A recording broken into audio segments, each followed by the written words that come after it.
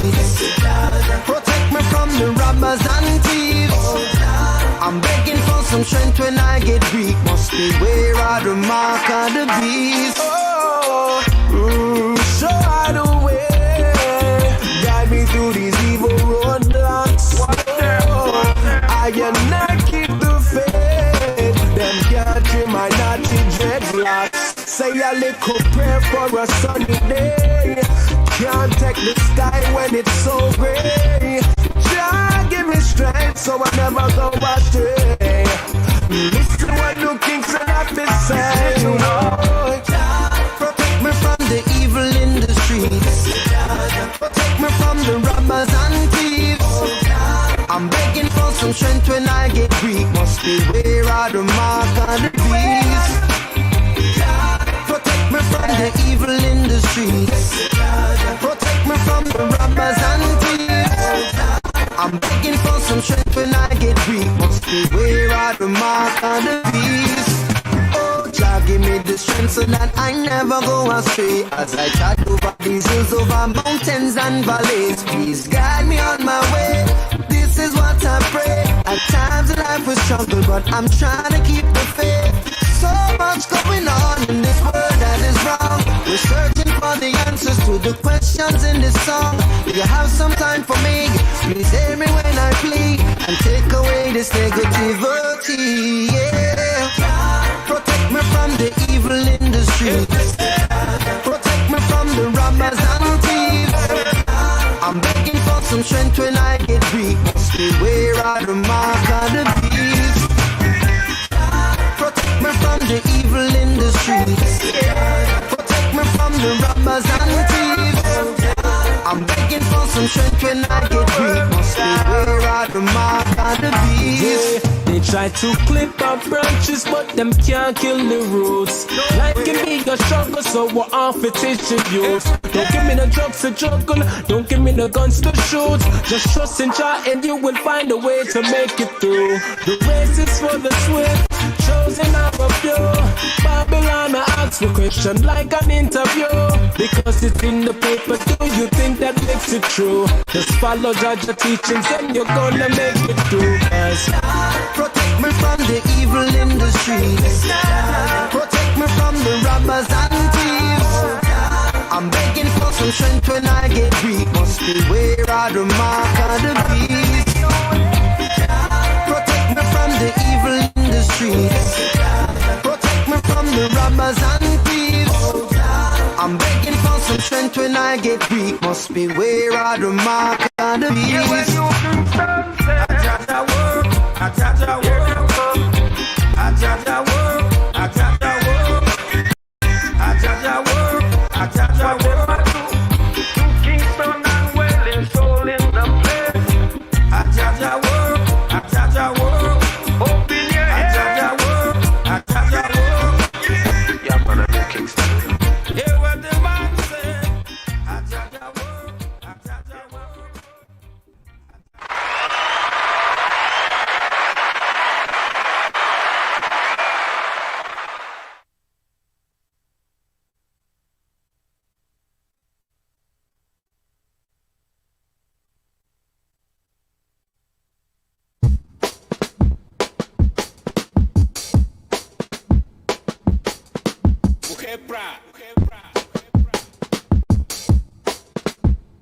Yeah. Mama had a baby and the baby wasn't happy about the world that he was living in. Shit is fucking crazy. He was moving through the system and the system tried to raise him as a slave in the system, but he switched up in his ways and then learned about the murder and the contradict logic of the system he was living in. A human is the product of persuasive education, turn a human to an object, and the object of the game is to find a way to tame all the people on the planet, to control it, to command it, but it starts inside the brain, the conditioning implanted in the mind of the people into over-understanding education from the slave master. Everybody dancing to the rhythm of the killing and the lying and the stealing. Deconstruction of the buildings we was building for our children, gave our children to the system for the system to devour. Turn our men into cowards and our women into weapons and the soul. What about the soul and the body of the temple to the gods that's in everybody's body, and the soul is the body and the energetic presence of the person at the Reflecting on the proverbs that are written by the ancients, putting every human in position day and night. Day and night.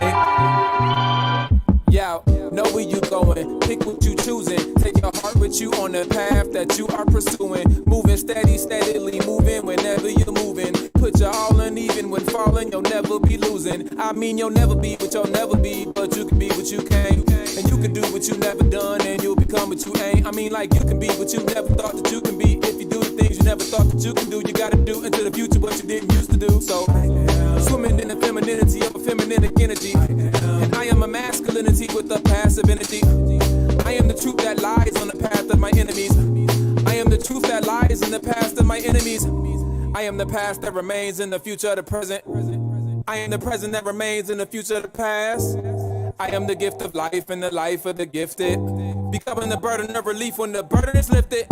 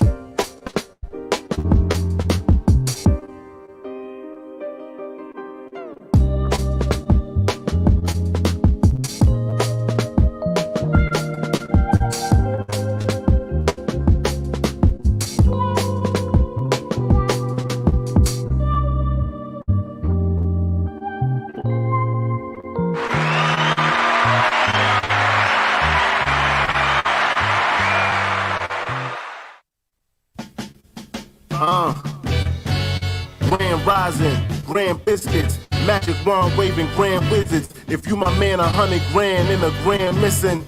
I got 99 problems, what's the damn difference? Listen, for my unborn grandkids, you know a nigga grown when a band is a bandage and the band keeps playing when you on a Titanic and your home network can't handle the bandwidth. Life's a damn bitch, still love her though. Raw sex pulling off the rubber slow. Rubber dub, that's a dry rub on the roast. Smells like burnt toast, you know I got a serious stroke. Periods broke like the levees. Flow on the mic kinda heavy. Got enough sauce for the spaghetti.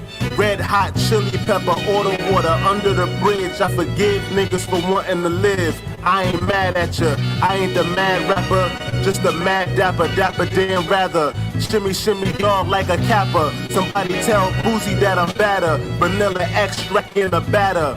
I ain't playing patty cake. I mean, how many patty pies can daddy bake? Mad I gotta save a slice for Sally Mae. May the odds ever be forever in your favor. Forever and a whole day later. Day to day, day traders. Daylight come for slave labor. Labor Day, labor pains getting paid straight up. Grand Rising, Grand Canyon, Grandfather Clock, Grandstanding. You lucky if you got grandparents. Shit is Operation Grand Clearance. It's clandestine. Magazine Glam Essence. 120 playing lessons from the ancestors. Fan blessings, hand-in-hand hand gestures, jam sessions, children asking damn questions, watching cartoons and wrestling. Grand Rising, Grand Central, Freemasons at the Grand Temple. All praises to the audacious, all-seeing eye, all patient. Call waiting for the hookup, cook up salt fish, just crook it how the poor get rewarded with more risk. Fried dumpling, daily bread, top of the morning, getting daily head. Taking diabetic daily meds, sugar-free jelly spread. Crown Jewel got a heavy head. You got a headache from the Reggie Reg. Grand Rise, Grand Rise, Grand Rise, Grand Rise, Grand Rise, Grand Rise, Grand Rise, Grand Rise, Grand Rise, Grand Rise, Grand Rise, Grand Rise.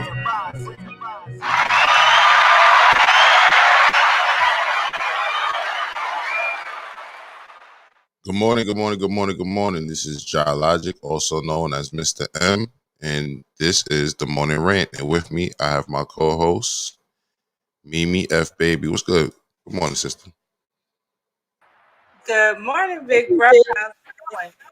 All is well. All is well. Happy to be here. You know what I mean? Happy to have another day.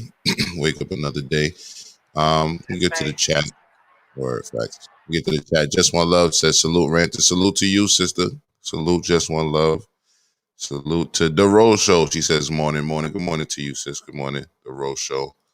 My bro, Lord Vel in the league says, what's good? What's good? What's good, G's? What's good with you, brother? It's the brother, Lord Vel. Mills Lane says, good morning, Ranches. And the chat. Salute to Mills Lane. Salute to that guy, Mills Lane from The Lane and American Culture Topics. Brooklyn Honcho says, thank you for another day. My thoughts exactly. Word facts. Salute to you, Brooklyn Honcho. Good morning. And yes, I'm grateful for another day, as are you. And Mr. B. Charleston, a.k.a. Hemp Lord, says, good morning, G's. Good morning to you, brother. Good morning. Good morning, my guy. You already know what it is. Light up. Pressure says, guess who's back?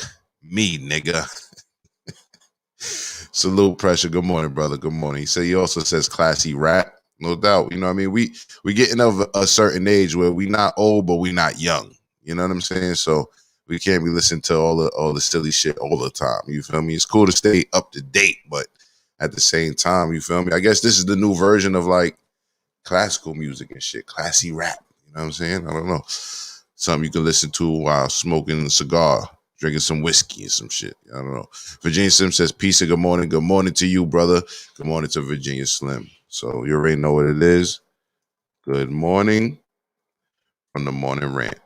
And, first thing out the gate, we like to get pumped up with some information / motivation from the segment called Information from Mimi F. Baby. Mimi F. Baby, are you ready for us? Always ready.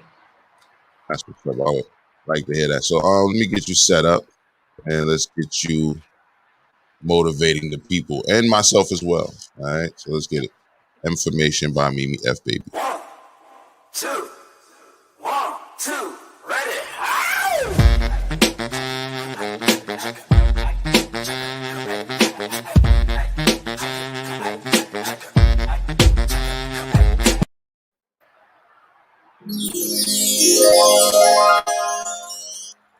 Yes, we are on it today. Good morning, ranters. You already know what time it is. Mimi F Baby with your information, because when you stay ready, you don't have to what? Get ready. And we always gonna be ready here at the morning rant. So today's information comes from my tea. Literally the tea that gave me some tea. So I'll just get right into it. It says gratitude is not about what is received, it's about how you receive what's there. I think that message was so special and it resonates with me right now. Talks about living in the present and being grateful for what you do have instead of complaining about what you don't have. Y'all already know where I am right now in life, just making way, moving, making moves. I'm pretty sure you guys are as well. And sometimes as we're like striving for our goals, we forget like we're good today. Like rent is paid right now, lights are on right now, we got internet, we're connected, we're alive. Brooklyn Honcho and Logic both say I'm just thankful for being alive. Like forget about what tomorrow's gonna bring, but right now I'm alive. Right now I know that I'll eat today, and that's really all that matters. And when I think about it, I was writing in my journal this morning. I went, everything's gonna be okay because everything has always been okay. Therefore, everything is gonna be okay. So right now, throw it in the chat. Just one thing that you're grateful for. It could be big, it can be small, but just something that you have right now that you may have not had before. It could have been something that you prayed for, that already came to fruition, but we're so focused on what's next, we forget we're living in the prayers that we prayed, years ago, months ago, even days ago. So that's the information for today. I'm grateful for everyone in the room, and I'm grateful to have another day to go get it. That's it. That's all I got.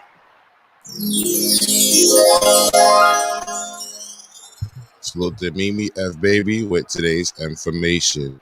Let me. Pressure says agree. Pressure says agree. Agrees with you. MsRavioli says hello, hello, hello, everyone. Hello, MsRavioli. Salute to her. And Redemption says, salute all. Salute to you, big sis. Brooklyn Hundred says, I'm grateful for a certain blonde. And Thank you. Virginia Sim says, today the F is for wish, is for fruition. Bringing things Amen. bringing things into life. You know? With that being said, I'm grateful for life and family as well as business, but family first. You know what I mean? Once again, hold on. This is the morning rant. Good morning from the morning rant. Precious agreed with me earlier. He says, right niggas is old, youthful niggas with grades. Facts. And let me see. Lovell says, I'm grateful to have a side hustle that pays. Definitely got to be grateful to have a way to feed your family, yourself, and your family. That's a fact. I'm grateful for that as well. And I think that's it for the people putting in the chat what they're grateful for. I'm not sure. After that, we go to the COVID update. And there's not much of a COVID update today. However, we're going to get to it. So next up is the COVID update by the Morning Rants.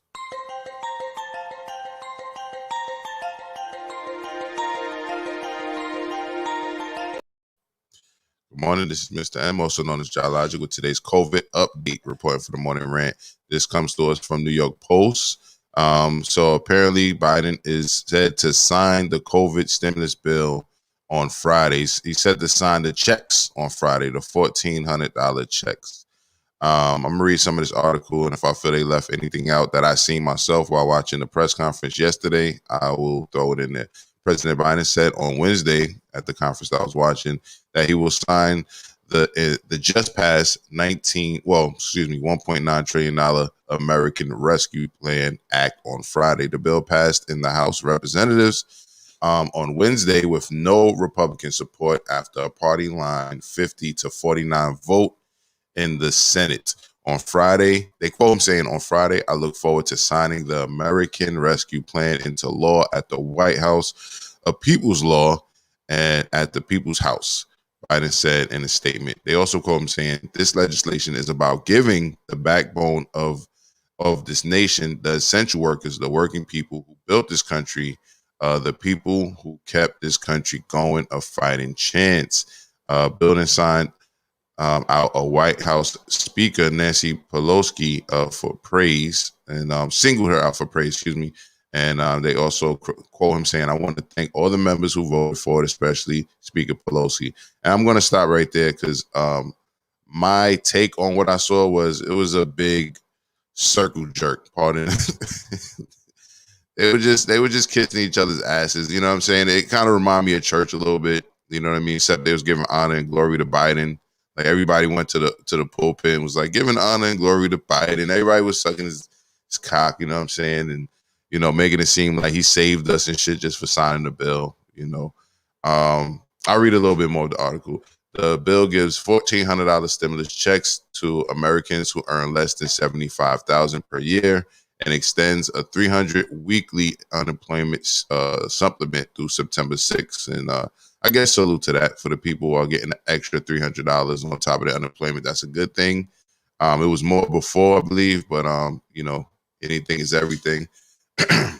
But Republicans slammed the package as socialism and said it was largely unnecessary as COVID-19 pandemic fades with increased vaccination. I'm going to just stop it right there. Do you agree with the Republicans when they say that it's socialism and that there's no need for the stimulus now? I don't remember what the definition of socialism means, but I definitely disagree with the Republicans. People are still out of work, looking for jobs, and also catching up from what they lost last year. And I love that they think that rich people think giving poor people $600, $1,400 is actually really even saving the day. And then I also have a problem with like the cap, because the year before the pandemic, I made way over the bracket. Not way over, but I made over the bracket. But that doesn't mean I'm making that now. So I don't qualify for help now because of doing what I needed to do the year before. So there's a bunch of things that I don't agree with like the whole stimulus package. But in short, people getting some money and aid and relief is what the government's job is. And so let's get it to the people fast. So you make a good point though too. You know what I mean? People making that money previously, not being able to get help now is definitely some fuck shit. You know. Mhm. Let me read this part. I think a lot of parents are good, happy about this. Parents also gain a new annual tax credit of $3,000 to $3,600 per child in the bill, up to $2,000 per child currently. So they're giving them another, stack or $1,600 per child via tax credit. All right. Kelso says money talk came just in time. We talking about Biden signing your check, sir. He's signing your check. Come Friday. All right, come Friday. What are you gonna do with your money, Kelso? Says top of the morning. Brooklyn Honcho. Top of the morning to you, Kelso. Salute. And Brooklyn Honcho says, Mimi with the over the bracket talk. I actually love talking about money. I want to do some more information around money. So thanks for that interest, Kelso. I'm gonna find some tips around finances. Send them my way too. Yeah, and I think we're gonna I think we said we would start doing some type of segment up here too. You know what I mean, about money. So I got some people in mind that's willing to do that. So we definitely gonna get to that. And yeah, today we're gonna take it light. You know what I mean? I don't want to be too news heavy. You know what I mean? But I definitely found this situation a little interesting. We were talking about forgiving people and or cancel culture yesterday. So one of the things that was said by the panel, by a few people on the panel, not everyone, but that anything resembling white supremacy, I've lived my life, should be canceled, right? And outside of that, other things to probably get a pass. So as you know, you can be a white supremacist in blackface, hence what Stacey Dash was doing, a while back. And apparently she's trying to get back in our good graces. And I think she will. Black people are very forgiving. You know what I mean? But I do want to go over the story. It's not much news if you ask me, but it's being posed as news. This comes to us from the Daily Mail. Actually, before I get to that, let me read these comments. Amai's algorithm says, what's good? Salute to the G. My algorithm was good. Good to see you. Pressure says, Mimi F. Blonde is cool, but I love you in black. It'll be back one day, babes. And Kelso says, I'm used to fun. I'm gonna use it to fund building my business and personal credit score. I wish you the best with that, Kelso. You know what I mean? And as you get your business built, hit us up, and we'll promote you, man. We'll promote you. You already know your family up here. The union says, want to be rich, want to be credit rich. All right, salute. And President says, Mimi F. The F stands for physically sound. Fiscally sound. That's what I'm working on. I'm building up right now, but that's always the goal. All right. Forgive me if I said physically. I know I meant physically, but anyway, I had a short night last night. Anyway, Brooklyn Hodges says, I haven't received any of the stimulus since the first 600. Yikes. You know what I mean? Redemption says Stacey Dash will never be taken serious. Agreed. She is Dion from Clueless and lived that in real life. So I think some of the blacks will forgive her, but the cancel culture has stamped and sealed that in the sick and shut in personally. All right. I mean, I've seen black people forgive a lot less. I mean, a lot more. You know what I mean? A lot more. You feel me? Go ahead. I think with the Trump thing, there's a few people that will be forever on black people's shit list. I would guess it would be like the R. Kelly, Bill Cosby, Terry Crews is inching there, and Stacey Dash. We'll see. I could be wrong. Speaking of R. Kelly, there's a lot of people that forgave him before the trial even started. You know what I'm saying? But I'm gonna read the article and then I'm gonna play the quick video. It's only a minute. Stacey Dash recently sat down for an interview with Daily Mail. She opened up about her past as a conservative political pundit and the backlash from her brief foray into politics. I've lived my life being angry, they quote her saying, and they also quote her saying, which is what I was on which is what I was on Fox News. Okay, so I guess she was saying she was angry while she was on Fox News. Said Dash. They also called saying I was angry. I was the angry conservative black woman, and at the time of my life, it was who I was, and I realized in 2016 that anger is unsustainable and it will destroy you. And you know what people don't know is that I made a lot of mistakes because of that anger. So she's blaming her anger on everything she was saying and going through.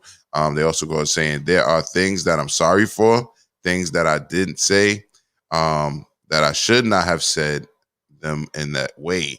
I said them. She continued. They were very arrogant and prideful and angry. And that's who Stacey was, but that's not who Stacey is now. Stacey's someone who has compassion, empathy, she added. And she also said, God has forgiven me. How dare I not forgive someone else? I don't want to be judged. So how dare I judge anyone else? So if anyone has ever felt that way about me, like I've judged that, I apologize because that's not who I am. So she said, I apologize for because that's a weird way to put it, but whatever. So she's her excuse is anger. You know what I mean? I'm gonna play the video. I'll play the video and we can probably hear it from her own mouth.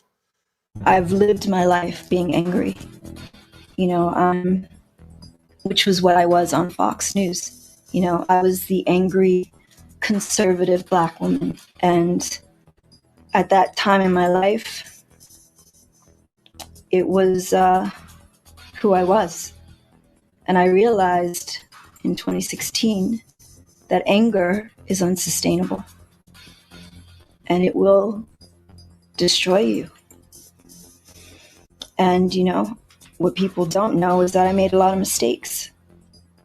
And because of that anger, being a supporter of Trump, has put me in some kind of box that I do not belong in. I don't hate anyone. I don't, I don't know where that comes from. And, he's not the president.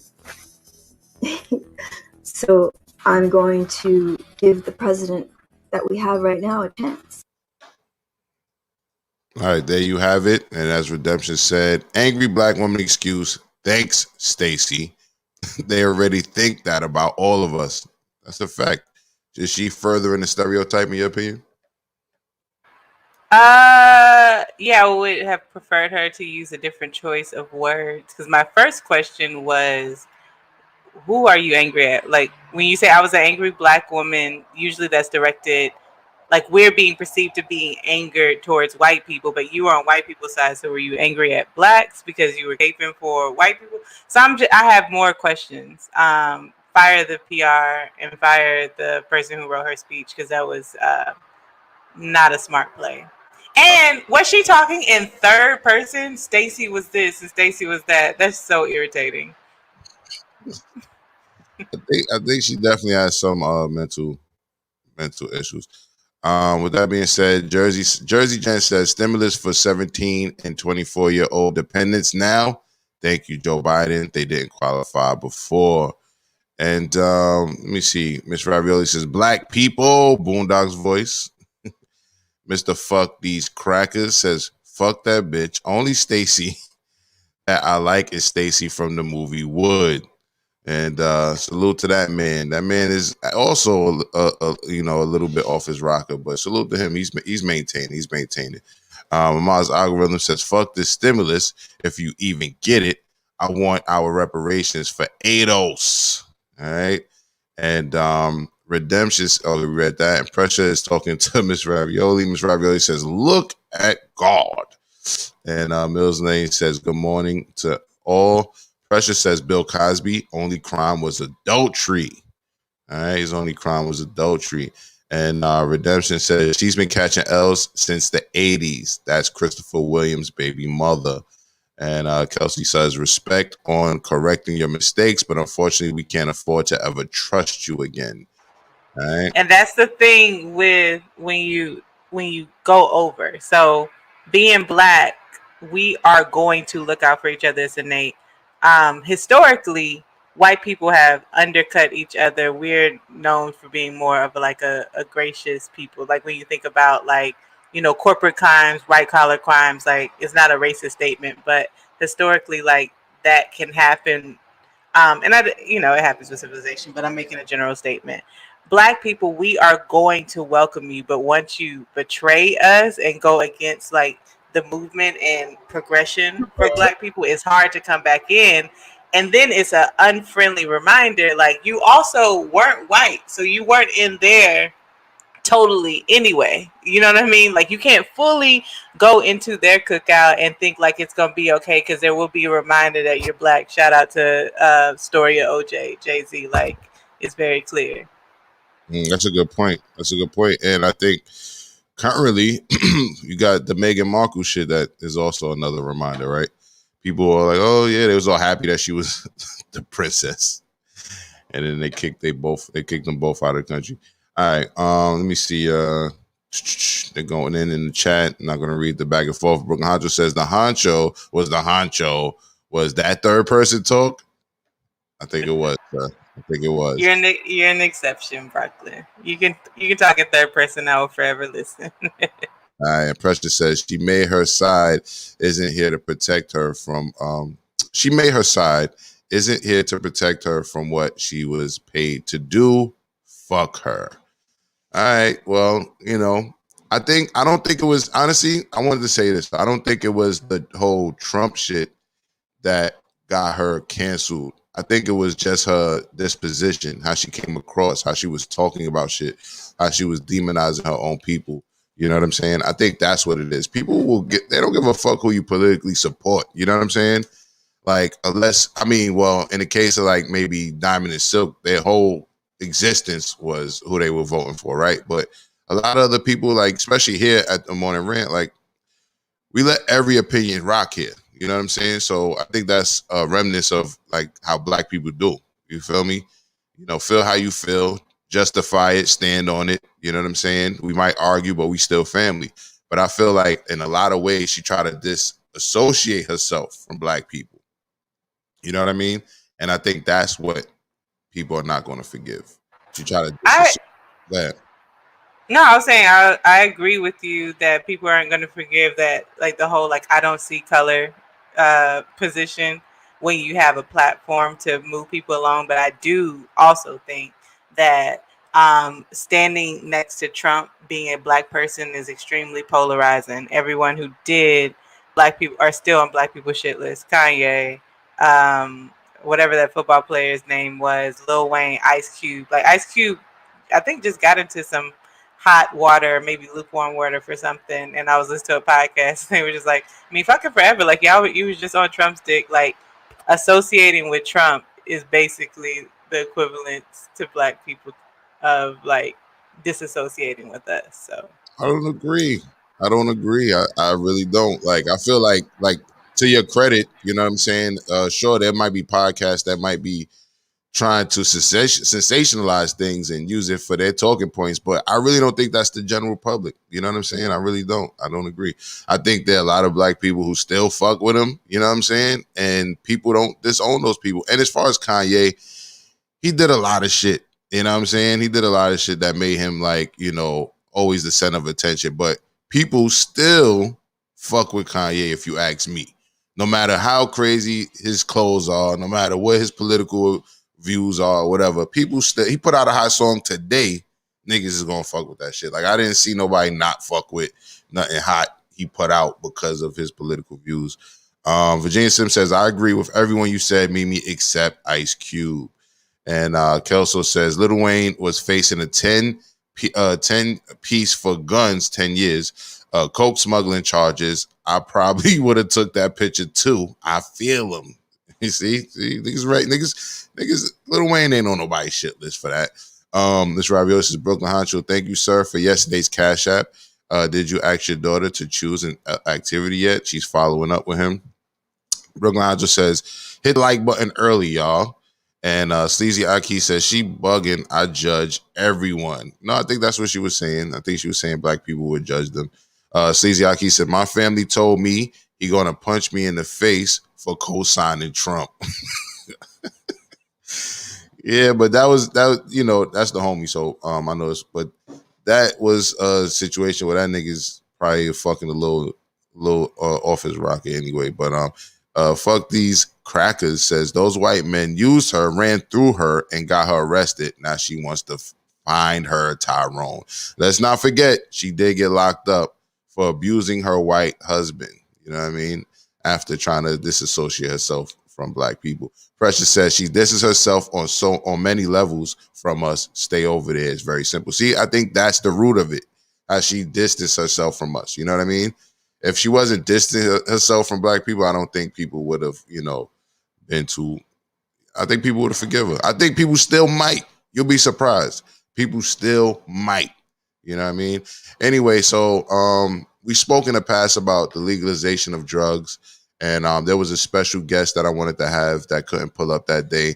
And I really wanted to talk to this person, you know what I mean? And it just so happened that another article came out about, you know, the legalization of a certain type of drug. Before we were talking about the professor who talked about using heroin on occasion after work by the fireplace and all this. He was really making it sound really romantic. And I just wanted to do a little update on that scenario. And the guest that we were supposed to have that day actually agreed to come in today. So we're going to have kind of like a reboot of that conversation via this article right here from The Appeal. And The Appeal says the movement to decriminalize cyclopin. I might be saying this drug name wrong. Psilocybin. I don't know. I don't know how to. You take a crack at that word, Mimi. Take a crack at that word. Psilocin.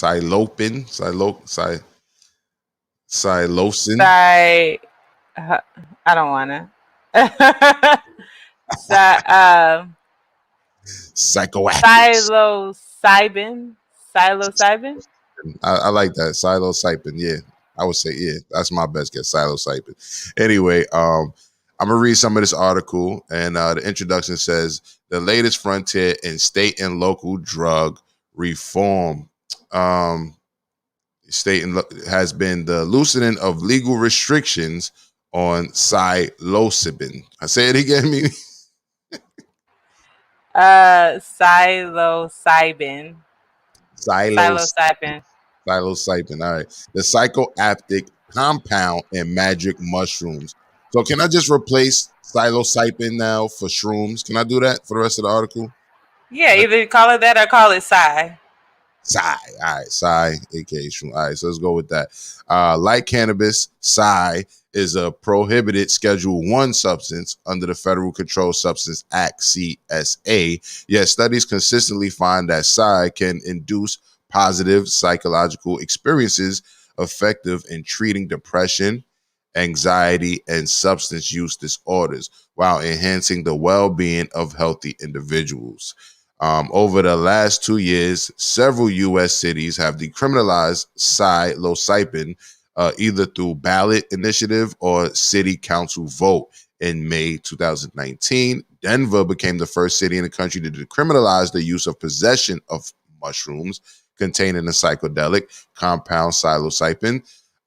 Since then, a decentralized organization known as Decriminalize Nature has led grassroots campaigns in over 100 U.S. cities to decriminalize psilocybin and other euthanogenic plants and expand access to their benefits. The efforts are gaining steam. Cities like Oakland, Santa Cruz, salute to Santa Cruz, I love Santa Cruz, Ann Arbor, Washington, D.C., Somerville, and Cambridge have all recently pledged to make psilocybin as well as other natural psychedelics their lowest law enforcement priority. At the state level, Oregon passed 2 historic measures in November 2020, the Psilocybin Service Initiative, PSI 2020, and the Drug Addiction Treatment and Recovery Act, DATRA, PSI 2020 legalized supervised psilocybin assisted therapy programs in controlled settings. It also created a regulated system for production and distribution of psilocybin with the state. DATRA decriminalized a use of the possession of limited amounts of all controlled substances, similar to Portugal. So I'm gonna say that again, that last part again, right? So DATRA decriminalized the use of and possession of limited amounts of all controlled substances, similar to Portugal's drug decriminalization policy. This means that people caught with small amounts of drugs, less than 12 grams of psilocybin or 1 gram of heroin, will not be arrested or jailed, but rather given the option to pay $100 fine or attend a health assessment. Lawmakers in other states, including Florida, Connecticut, have some proposed laws that will legalize psilocybin for diagnosed mental health conditions, and modeled on Oregon's PSI 2020. So there's a lot more to the. That's a lot more to the article. They talk about the war on drugs and the effect it had on Black people, which we all know they decriminalize us. They criminalize us via drug use, even though in our community we're not the ones who overwhelmingly use drugs the most. However, we're not going to act like we don't use drugs in our community. And with that being said, I do want to bring up an internet sensation, if you will, the CEO and creator of Fiend Fights. All right, Fiend Fights. And my dude, Drew, you know what I mean? So let me give y'all a little quick introduction to Drew from Fiend Fights. All right, this man has been organizing his own, basically like fighting, sport. He's been doing his own little independent promo production of Fiend Fights. This is one of his promo videos. I'm not going to play the music because I think it will get us flagged because it might be some music from wrestling. There's my guy Drew right there, aka Mojo Don, the MO, the JO. There you go. We're gonna play some more of his videos later on. But this is him in character, but at the same time, he's the star, self-proclaimed heavyweight champion of Fiend Fights. I haven't seen anybody in the Fiend Fight beat him yet. So we're gonna bring Drew to the panel. There you go. Fiend Fights. It's going to take off. It's going to take off. Y'all heard it here first. Some promotions he did for Fiend Fights actually went viral. You know what I mean? And that's Mojo Don right there. And I'm going to bring him to the screen. Salute, Drew. What's going on? Thank you for joining us. Salute. Good morning. Good morning to you, my guy. How you doing? Good morning, my brother. How you doing? Good morning, my sister. Happy Thursday. Happy Thursday. Yes. Drew, Yeah. Mimi F Baby, meet Drew. Mimi F Baby, how you doing? Welcome. Nice to meet you as I'm well. great. How I'm are happy you? to be here. I'm honored. I'm chilling, man. I'm blessed. I almost didn't make it again this morning. Living the life the way I do, I was it's hurt. just life be crazy sometimes. I was hurt when I didn't get you Good? last time, man. I was hurt. I was like, damn, we didn't get him for that conversation. It was a great conversation too. And I'm like, damn, yeah, I bet it was, man. Yeah, I know you'd have turned up. I bet it was. I hit Raj up, you know what I mean, behind the scenes, our mutual friend. I'm like, yo, man, I almost had him on the show. The fuck? I was sick, but you here now, and we're talking about we're talking about psilocybin. Psilocybin. Yeah, did I say it right? I never even heard of psilocybin. Apparently, Psilocybin. Psilocybin. Apparently, it's the psychoactive property in shrooms, and of course, the psychoactive property in cannabis is THC. So now a lot of people are smoking a Reggie from the gas station because they don't have no THC, and it only has the CBD. You know what I mean? The Reggie from the gas station. Reggie from the gas station. But so talk to me, brother. You've been vocal, you know what I mean, about normalizing drug use. You know what I mean? And in this article, they talked about a certain agency and or other countries that legalize the use of all drugs. You know what I mean? Based on having it under a certain amount. You know what I mean? I guess everything in moderation. First and foremost, just give us your take on the legalization of all drugs. Well, if you ask me, yeah, all drugs should be legal because the way I see it, drugs and drug use is just with people out here in the earth. We live in our life and we just doing our best to live our life. And we use drugs, some of us use drugs, quote unquote, to escape reality. Some of us use drugs to cope with reality. Me, I use drugs because it feels good. I like the way it makes me feel. That's why most of us smoke our bud. Almost everyone drinks. Alcohol is legal. People drink to feel good. Right. If you drink too much, you get drunk, then shit happens. But it should be legal because people like me, I hustle my money honestly. I hustle my money more or less legally. I'm homeless. I live out in the streets and I don't bother nobody. I don't rob. I don't steal. I used to. I've been upstate twice. I've done 4 years back in the 90s. I've done 2 years recently. I've done a bullet on the island. And all that shit is becoming lame. So moving forward, I'm just been living off the grid and just living my life to the best of my ability and just living my best life. And that's it. And there's no shame in my game because he pulled up earlier and said that how I'm very vocal in my drug use. Yeah. And my grandmother taught me many years ago. She said, Andrew, when you deal with people, you deal with them straight like an arrow. You don't beat around the bush. You don't cut no corners. You don't do no left-handed under the table shit. You get them niggas straight salt. Don't sugarcoat nothing. My philosophy says that if a motherfucker is ashamed to do something, he don't have no business doing it. So, and go ahead, finish your thought. Right, if a person is ashamed to do something, they don't have no business doing it. People could judge, people could say, people could think. I learned living out in the streets that the things that people say and think about me, I said to myself one day, guess what, Andrew? They thinking that shit in their head, not yours. My superpower is that I do me. I do what I want to do, the way I want to do it, the way how I like to do it. Again, I don't bother nobody, I don't step nobody's toes, and I don't want no one to obstruct anything that I'm trying to do. So speaking of what you're trying to do really quick, I do want to also say, you said you make your money legally, and our chat goes in sometimes, and we read the comments. So yeah. But at the same time, somebody did say he was dropping gems. You know what I mean? Kelso said my brother Kelso said you was dropping. Thank you. But I wanted to just plug the other vlog that you do. Is Scrapheads? Was it Brooklyn Scrapheads? It's called Brooklyn Scrapheads. Always heavy-handed, never empty-handed. That's our slogan. Right. So that's the legal way of you making money now, correct? Yeah. I hustle scrap metal. Right. I take my metal, I go around the hood with my shopping cart or whatever, and I look for metal, and I put that shit in the car. When my car get nice and heavy, I take it down to the yard, I cash it in, I make my bread for the day. And then you have the fiend fights. Can you tell us a little bit? And then I go buy drugs with that shit.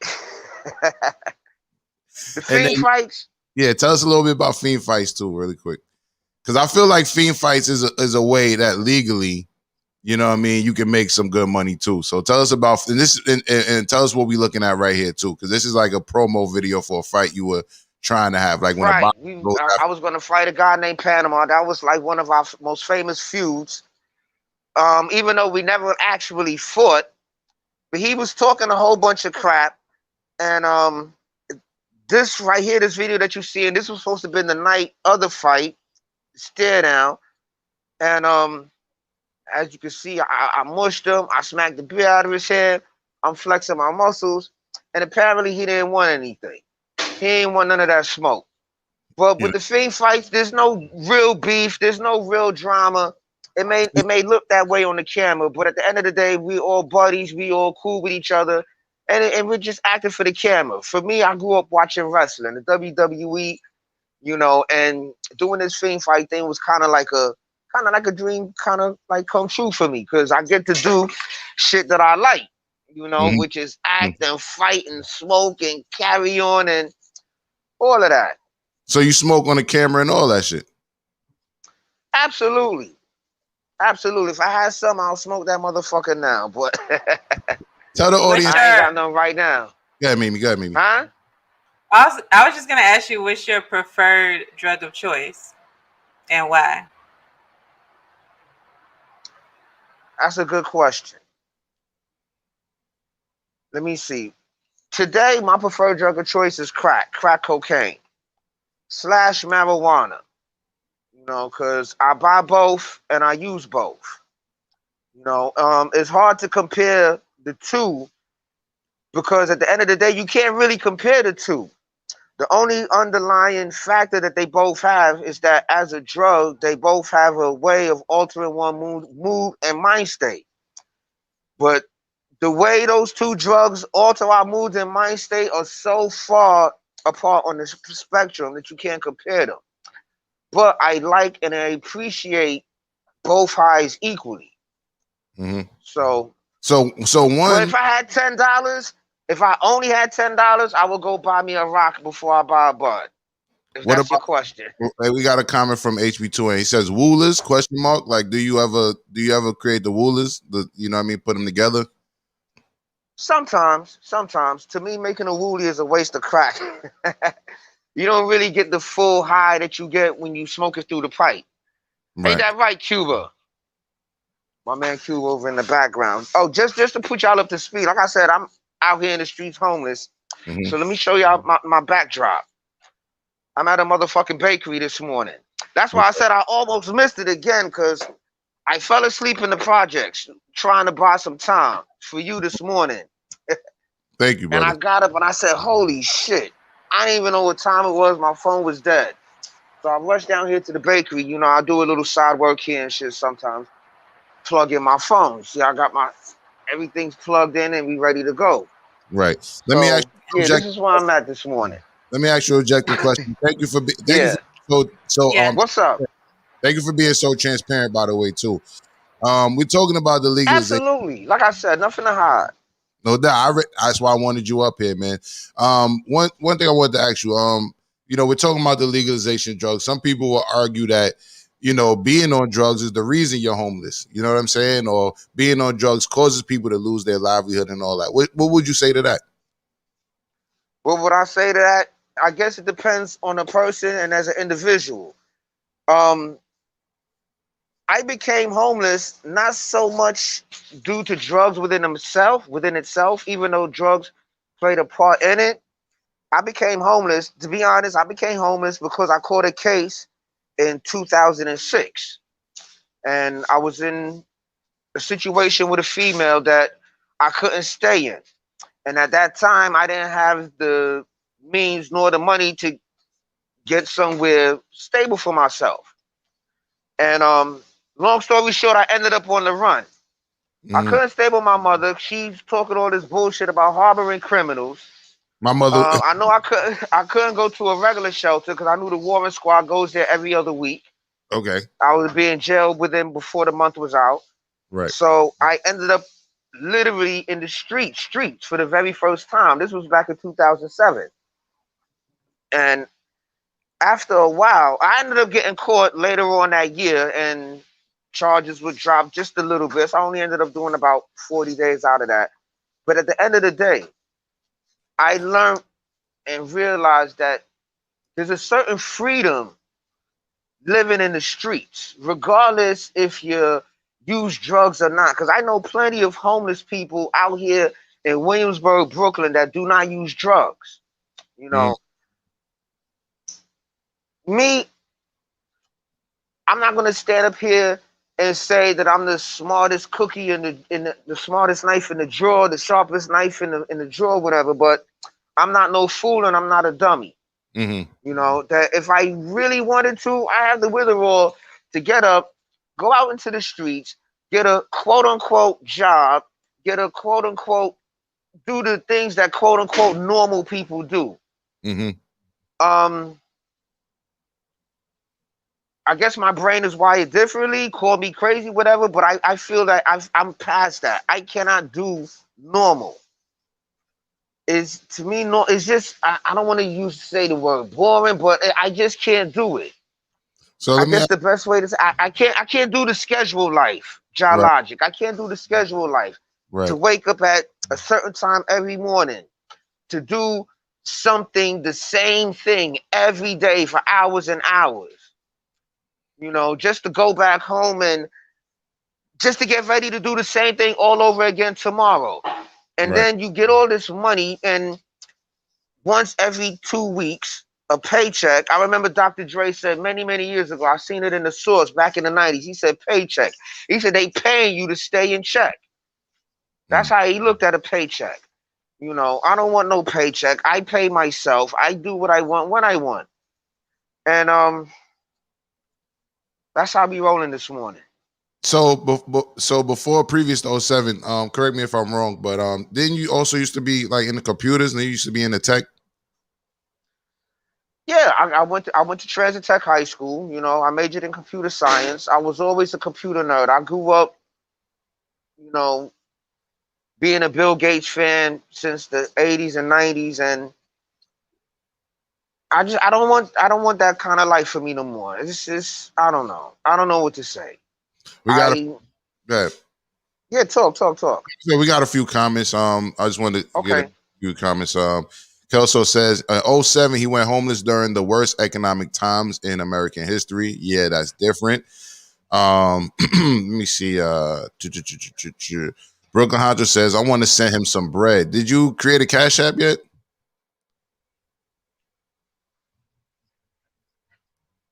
Can you hear me? Honestly, no, not yet. All But right, all right. Well, yeah, I we'll can hear figure you. it out. We'll figure it out. Hold on. Let me see. And Kelso says, God Yeah, bless you, we'll figure it King. out. You have a God is good good. heart. And MsRavioli, who is going to cam up with us eventually. Thank you. Miss Ravioli is our advocate of all things abuse. She has strong point of view, so she may come up here to challenge you. I don't know what she's coming up here to Miss say, but Ravioli. Miss Ravioli, yeah. But she has some comments she put in the chat already, so I'm gonna just go ahead and address the chat. She said, "Where do you get the scrap metal? 1, 2, how much do you make from turning into scrap metal? And 3, is hustling scrap metal your only means of making money?" All right. One, where I get the scrap metal from the neighborhood. You know, people throw shit out. That's why it's called scrap. You know, I got a few spots where I go to on a regular basis to get good piles of metal. Like mechanic shops, mechanic stores, gas stations, construction sites, you know, and sometimes just in the neighborhood on recycle nights when they Mm-hmm. put out their recycle for the garbage. Those will be the nights where you find metal in the street. As far as how much I make, on an average, I probably, like I said, I don't have a truck or a van. I got a fucking shopping cart. So with Mm-hmm. my shopping cart, I push that shit like about a mile and some change, and I'll bring him anywhere from $30 to $130, depending on what's in my cart, because you have different metals are worth different prices. You know, you got copper, you got brass, aluminum, stainless steel, iron, cast iron. Then the rotors from the cars are a different price. You got electrical wire. All that shit is money. Mm-hmm. All right. And Go and ahead. as far as the last question, no, that's not my only means of making money. You know, I'm good with a lot of the business owners in the neighborhood, and I do a lot of gigs for people in the neighborhood. Like I said, I'm here now at a Jewish bakery, sitting down, talking to you, watching my homie Sweet. You Right. know, and I do work for these guys here. I do work for people up and down the block. Some of the people I get metal from, I do a lot of work. I hustle. Awesome. In the evening, you know, if you want to call it panhandling, begging, if that's what you choose to call it, then that's what you call it. But in the evenings, there's a restaurant. Yo, this shit is fly. It is wavy. Y'all should all come and get a drink one day. It's called the New Apollo. A rapper, Smooth L, made a song about it, and it's very popular. It's a popular Chinese restaurant that has a bar. And I stand in front there and I usher people in and out. Hey, how you doing? Good evening. Welcome. Enjoy your meal and drink. When they come out, all right, folks, you'll have a good night. Stay blessed. And people give me money. I don't ask nobody for shit. Because my figuring is that people ain't stupid. They know why I'm standing there at the door. So they know, regardless if I ask or not, if they're going to give me or not. Right. So I go in front there in the evening, stand there for about 2 hours and walk away for about 50, $60. And that'll hold me down for the night. All right. So, well, listen. I got mad hustles, kid. I got mad hustles. The before we promote the one that I want to even partake in, because I ain't going front. I think Fiend Fights got a lot of potential, bro. You know what I'm saying? So me and Mimi F Baby are both producers. I'm not putting her hat in the ring for her, but from a producer standpoint, some of the stuff that I've seen is got a lot of potential, right? But MsRavioli wants to attempt to I don't even know what she wants to do. I don't know if she wants to consider herself. Go ahead, Mimi. Go ahead. I had some questions before MsRavioli gets in here because she gets long-winded. So make sure she doesn't drag it with love, MsRavioli. What's up, Minnie? So I just actually want to scale back on just first of all, thanks for making time for us. I think your story is extraordinary, and I think you're a star. And I wish nothing but the best for you. So thanks for coming on. Thank you, my sister. I appreciate it. No doubt. And know that my questions are coming from a very green place. Like, I grew up just with the Dare commercials, don't do drugs, they're bad for you. So a lot of this is new information for me. And we talked a little bit about, like, you're an advocate for drug use. Crack is your one of your drugs of choice. That's like, from the world that I came from, is like, that's a no, it'll ruin your life. I guess so. I guess my question is, and I want to be careful with the question because I still have a stance of, like, not advocating for it, but I want to learn from you. Is from, like, the perception that the world gives of something what appears to be a strong drug like crack. What, in your personal experience, do you feel like it, outside of the high, does it hinder you in any way? Like, could you stop if you wanted to? If we did legalize something like crack, what kind of guardrails would we need to have to make it safe? I honestly just don't know. So,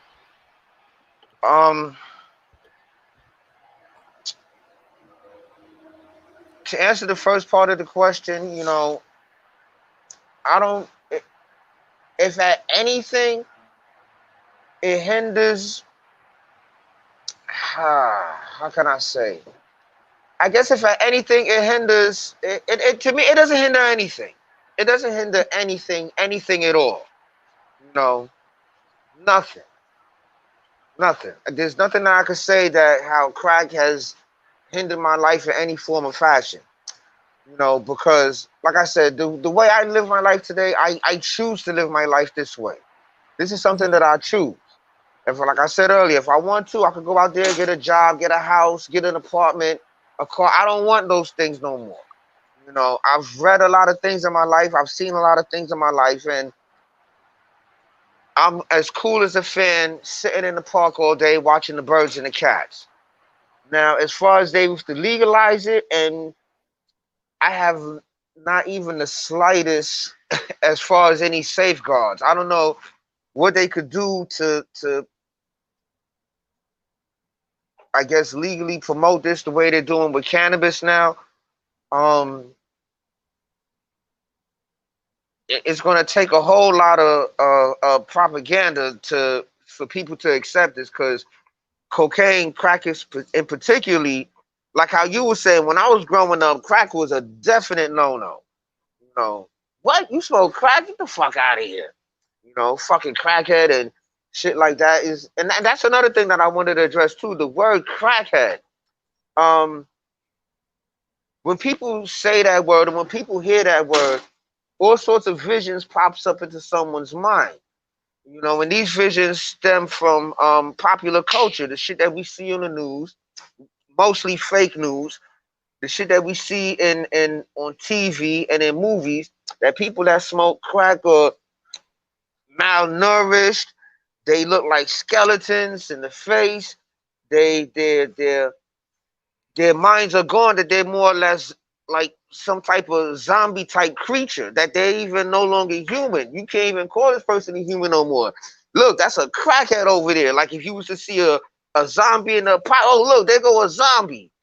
You know, you don't say they go, but and that's how people look at people that use drugs. Oh, they go that fiend over there and shit like that. Life is about perception. The language that we use to describe the shit in our head is very important. If I look at myself or use the word crackhead in that form, then guess what? That's what I'm going to end up being. Me, I'm not no crackhead. I am not a fiend. I am a motherfucking rock star and a goddamn G. Word up. With all pun intended. Rock star. So it's safe to say you don't rock with the term crackhead. No, at least not the way everyone else looks at the word crackhead. Speaking of that, there's someone else I want to give a shout out to who does something similar, you know, as far as, you know, being homeless and promoting the lifestyle of drugs. And he moved, you see, I thank you for the way you telling me how the fiend fights might become something and how we moving up. And things that moved up for this guy dramatically. His name is Eastside Crackhead. He's a rapper. He's from New York. He was out in the streets homeless. He was in Harlem.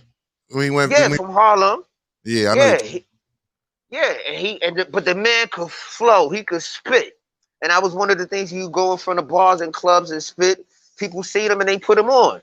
He signed with Live It Up Records. Now you see this nigga at award shows, making videos, and he's doing his thing.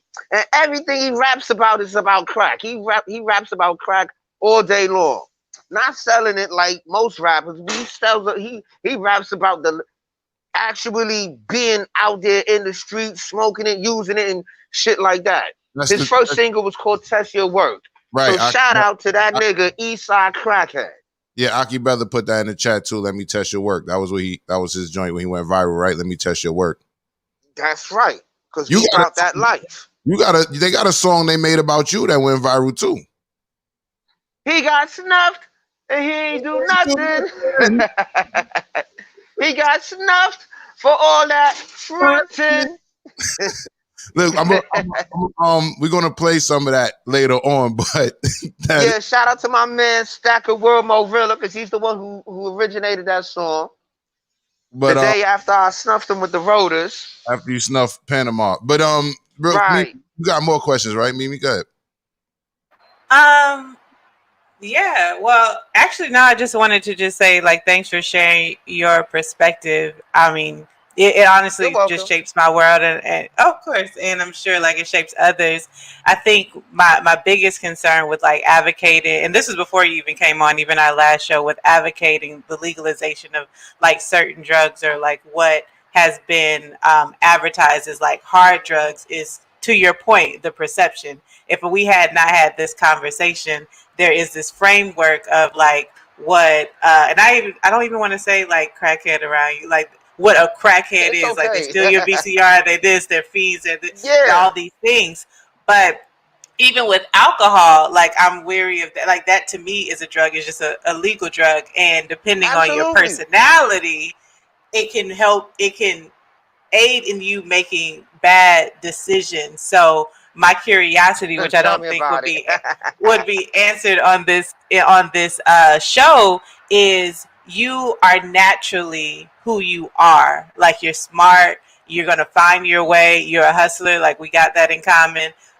So no matter what, it feels like, just talking to you, no matter what, you're going to still find your way. You're going to figure out how to eat. You're going to figure out how to work. You're going to figure out how to not ask people for nothing. But legalizing such what I think is a strong drug, based off of what I was told, is not everyone is as smart as you. And so to have mass mass distribution of such these hard drugs, there's a concern there. But again, just thank you for sharing your insight, because it just zooms out my thoughts on what this world looks like. That's it. So I want to say, I want to be fair, because we usually read every chat, right? But we don't know how long we have you. But I definitely want to. Yeah, I see they going in this morning, back to back. So yeah, they could definitely go in there. Some people are saying, he's speaking facts, and some people are saying it's a damn shame. Intrinsic Love says it's a damn shame. I can't believe what I'm listening to. You know what I'm saying? And I saw someone else said if that common sense would say don't try drugs. Yeah, to me that Hold on a second. I'm not sitting over here doing drugs. I'm on a fucking show this morning. The whole world. Don't worry about it.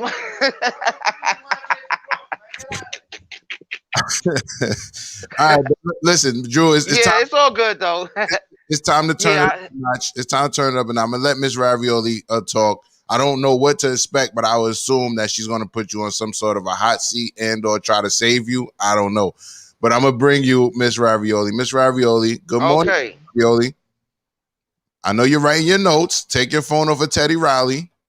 It's your time to shine, MsRavioli. What do you want to say? Because I know you were in the chat screaming. You wanted to say something. What do you want to say? Wait, can you hear me? Yes. Okay. I didn't hear everything that you said, Jah, but you said it. Hello, how are you, Mr. Rockstar? Good morning, MsRavioli. How are you? I am managing. Happy Thursday. Happy Thursday. So you said that I didn't catch what your drugs of choice were. What are they? Crack cocaine, crack, in marijuana. the powder form? Oh, crack. In the rock form. And marijuana in the raw form? It's a rock form, MsRavioli. Rock form. He said the rock form? Yeah, crack cocaine. Okay. I don't know. I don't do crack. And then what age did you start using? I started smoking weed when I was about 16. I took my first drink at the age of 9. I smoked my first cigarette around 12. I didn't start smoking crack until the ripe old age of 29. Wait, what was that, 29? 29, yeah. What drug was that at 29? I'm sorry. Hold on, this shit fell out. Crack, MsRavioli. Okay, say that again, MsRavioli.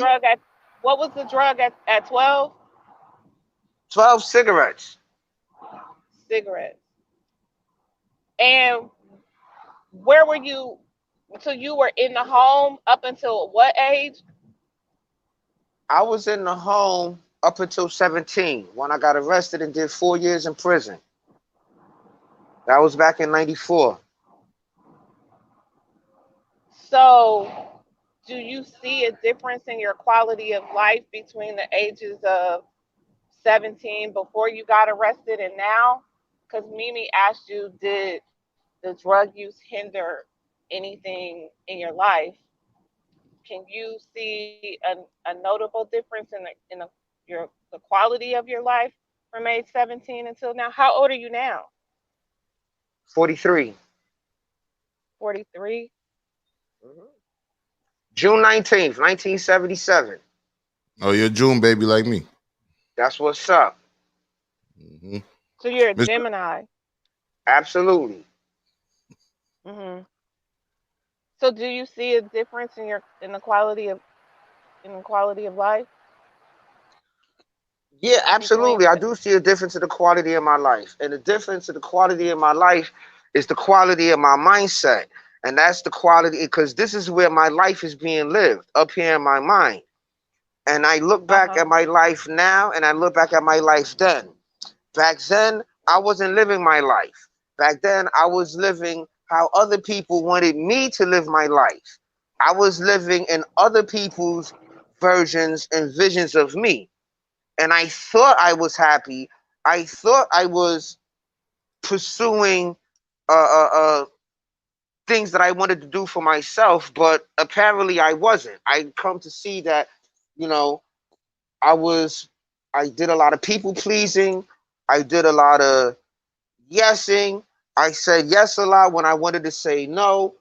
And I realized one day that, you know what? I said, this shit is stupid, you know? And I realized that after being clean for almost 3 years, after being clean from crack cocaine for almost 3 years, I realized that, you know what? I was better off when I was out in the streets getting high. I was content. I ain't gonna say I was blissful to the point you see me doing backflips down the street, but I wouldn't go curl up in a corner and cry either. And that's where I'm at right now. So the quality of my life is outstanding. I love my life the way it is now.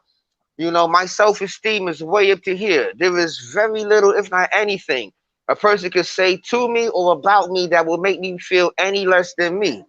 I do what I do. I own up to what I do, and I'm not ashamed of anything. Just want to say this to the Okay, audience. so Hold on, Miss Ravioli. Hold on. I just want to say this to the audience. I will be asking your questions after Miss Ravioli is done. So if you have questions, feel free to put it in the chat. I will ask the majority of the questions, especially the serious ones. Miss Ravioli, go ahead. so what ages were you clean for 3 years? Let me see. Let me see. This is 2011 now, so I'm about to be 44. I guess, let me see. 2000. I guess 30. I was in my mid 30s.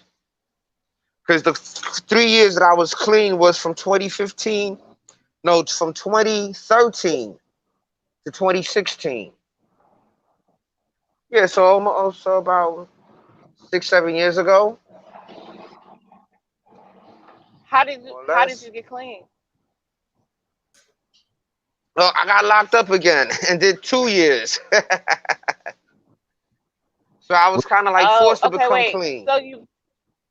So you were locked up for 4 years and then 2 years, or Yes. 6 years, or two of the 4 years?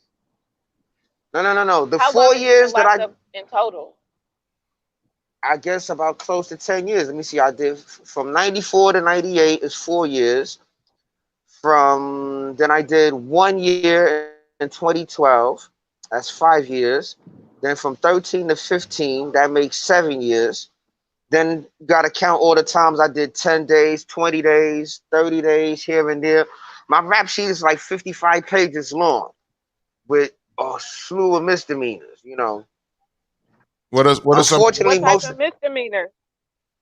I was gonna say, unfortunately, most of them were drug related because it seemed like kept getting locked up like at least once or twice every month. This was at the time when the So, NYPD had they stop and frisk policy going on.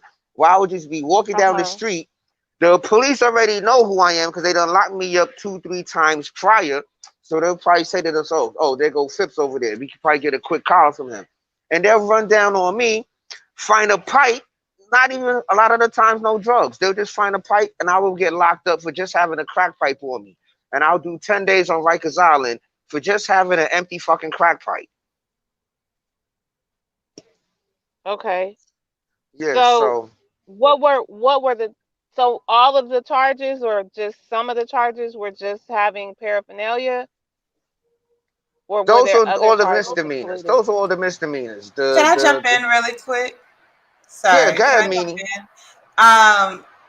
Just because I know, Drew, you don't have a lot of time, and we appreciate you like figuring it out for us. Miss Ravioli, can we get to like what the real question you're trying to ask? Like, I think a lot of this is great information, and Drew, thanks for sharing. But some of these It's nuances, Drew. I don't think are none of our business. So, what is the real question you want to ask him so he can properly answer it? Can I interview you one on one when you have time? Uh, I sure as long as you pay. If you pay, we play, kid. What's the There you price? go. What's the price? We'll talk about that Talk about that off with camera. MsRavioli. You're Wait here, right? 1 second. How do Yeah, I get in contact with you? I'm gonna send you his IG and all that. I was just about to say, Okay. JahLogic will give you my IG, my personal phone number, my email. But Just because we. MsRavioli, what do Hold you on. The say though? IG, the personal phone number, Miss, and I will be reaching out to you. Those are my questions because from what I do, all of these questions are important. we So if understand. you We are understand. We if understand. you are if you Miss are Ravioli, if Miss you Ravioli, are hold on. We understand, but we want listen. We want you to say something. Whatever you're trying to say to him, can you say it though? You know what I mean? Like on this show, the show that brought you Mojo Don, can you say what you need to say? The audience was really on pins and needles about you and him having a conversation. So I know there's a slew of questions and you're very thorough and you take notes and all that, and I commend that. But if there's some advice or like underlining point that you want to get to, is what Mimi and I are trying to say. We want you Right. to say that right now. You know what I mean? We have a time show. So right and right. I totally understand, but from my perspective and from what I do, I need more time. So there's All right, nothing else that I have to say.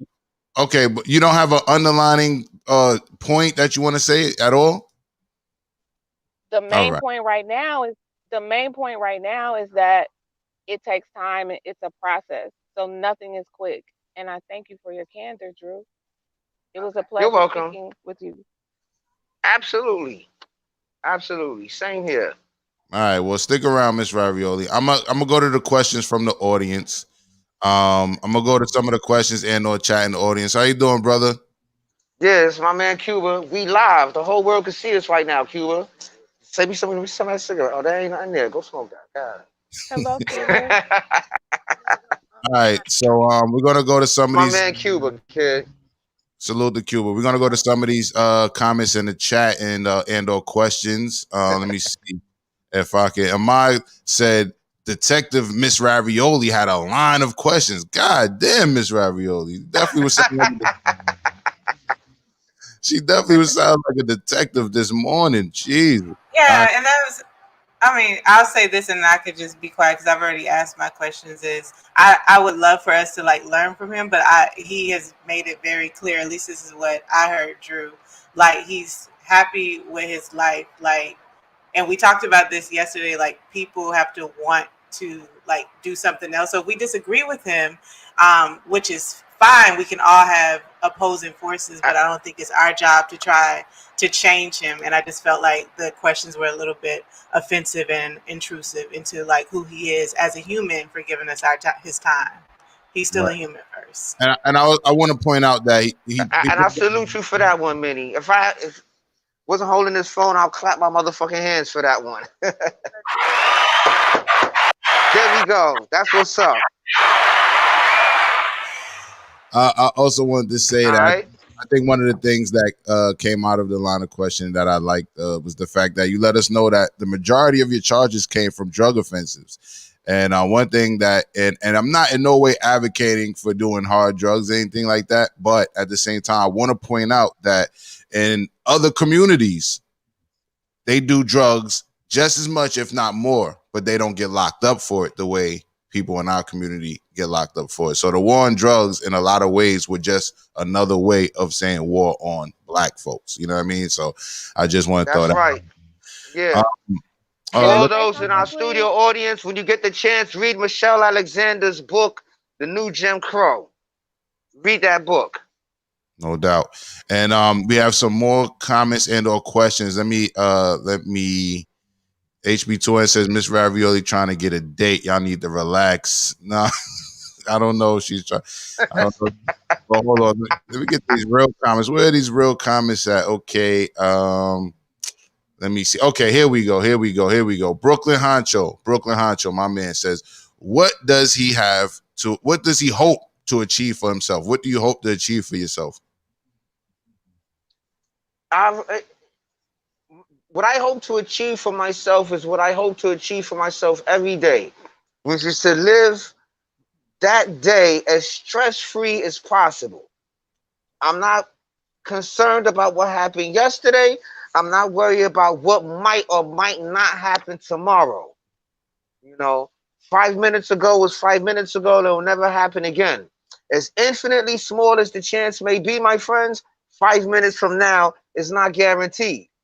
So I just live my life for right here and right now. So what I hope to achieve for myself is happiness. And living out in the streets, you know, living the way I do, seeing the cats, seeing the birds, seeing nature the way it is, seeing the movement of the stars and the planets at night, you know, and the sun during the day, I've discovered the secret to happiness. Do you want to know what the secret to happiness is? I'm listening. Y'all gotta lean in a little bit. I gotta whisper because it's a secret. Just be happy. It is that simple. I like that. Just be happy. If you want to be happy in life, as the great Captain Jean-Luc Picard of the Starship Enterprise used to say, make it so. You want to be happy, make it so. Just be happy, my niggas. I hear you. Yeah, there's going to be shit that's going to stress us out, shit that we got to bust our brains over every now and again. But for the overall part, be happy. Just be happy. The way we could pull up our pants in the morning, we put a smile on our face and say, praise be to God, and be happy. It is that simple. I appreciate that. And let me try to get a few more of these comments and or questions in. I don't know if this is a real question, but my dude Hemp Lord says, what's the best cut to use on raw coke? Baking soda. Nothing else. Baking soda. just baking soda and water. That's all you need. Coke, crack. And Precious says, which is better, crack or bass? To me, they're one and the same. Bass is what they called it before they started calling it crack. Okay. Bass and crack is pretty much the same thing. People from the old school would say bass is what they just use the coke and the soda. And that crack is when they use the coke, the soda, and all sorts of other shit to mix it. Like some people use B12. I've heard some people put rat poison, or even today now, there's a lot of fentanyl you can find in the crack. So I guess all that is crack. Base is just you make it yourself, some coke and some baking soda, and that's it. I guess if that's the difference. Are you ever nervous that something is like cut wrong or like overdose or anything like that? Like, how does that come into play? Well, I hate to say it, but the quality of the crack that's out here today, sometimes I wish I overdosed because a lot of this shit be trash. But the people who I deal with, who I get my stuff from, I've been dealing with them a long time. You know, I've actually seen them manufacture it, so I know if I guess safe is a good word to use. You know, I know that the crack that I'm getting from the people that I get it from is safe. All right. Kid Murray says, ask him, are crackheads, which you don't agree with that term, but are people who do crack really selfish? I guess when it comes to crack, yeah, because I know, you know, I smoke crack, so obviously I'm around a lot of other people that smoke crack, and a lot of people that smoke crack, yes, they are selfish when it comes to the crack within itself. You know, people do have a tendency of getting greedy. You know, it's not like a drug like marijuana where people are willingly open to share. Here, take a drag. Here, smoke. You know, people get some crack in their hand is like when Smeagol got the ring from Lord of the Rings. You know, that was his precious, and he would kill to keep it in his hand. All right. But me, I'm it's not that extreme for me. And and that's another thing that I think helps me in my road in this life. I try not to do things too extreme. You have to keep a moderation in life. It's about balance. You know, a banana is good for you, but if you eat 5 bananas in one shot, you're gonna be fucked up later on. Right. And honestly, that's my concern with like legalizing, and I'm just using the term hard drugs because that's the term that I know. Not everyone will think like that. I also don't have enough information outside of the information of like, you know, these hard drugs are bad for you. So it's like even in moderation, if I'm my knowledge is like they have the appearance to be bad. We don't have people with a lot of willpower. You know, America's over beast because we can't even, you know, food is a drug too. Like people can't stop Absolutely. overeating.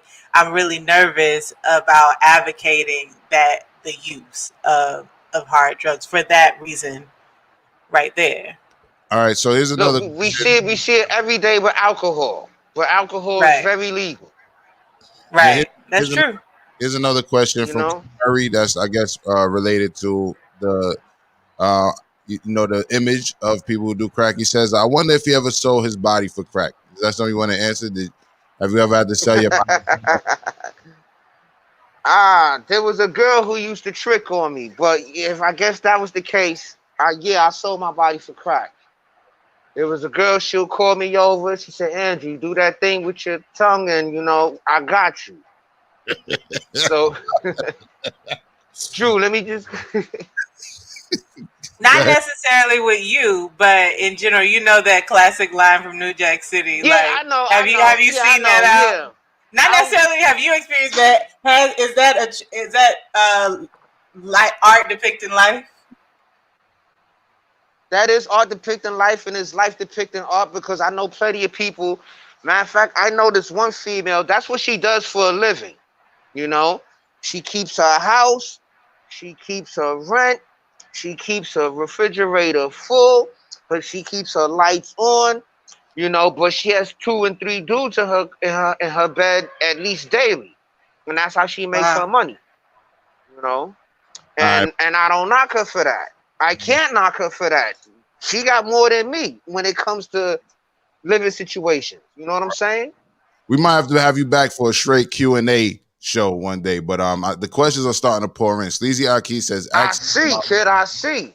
Sleazy Aki says, ask him a question? Okay, you gotta wait. You had like 15 minutes of questions. You gotta wait now. Sleazy Aki says, ask him about surviving during this pandemic while being homeless. Oh man, it was critical. When the lockdowns first started, I was like, I almost started to become depressed, because a lot of I was telling you about the nighttime hustles that I do, walking up and down the streets, talking to people over at the bars and the restaurants. When the lockdowns happened, there wasn't shit to do at night, because there wasn't nothing. Everything was closed. It was like a fucking ghost town, on the strips where you have like 4 or 5 blocks with about 20, 30 bars, and everything is closed. There's no one in the streets. So, but as time go on and the lockdown started to ease up a little, things started getting a little bit better, So, but in the beginning, I just had to do the most that I could during the daylight hours and hold that down for the night. So speaking of the lockdown, I'm gonna ask this question, then I'm gonna let MsRavioli ask her next question, and then we're gonna talk a little bit about fiend fights before we get out of here. Brooklyn Honcho says, when was the last time you were sick? Sick? Yeah, because a lot of people saying like, yo, Corona ain't real, man. If the fiends out there ain't getting sick, I don't believe this shit is real. So I think that's where he's coming from with it. Like, when's the last time you was sick?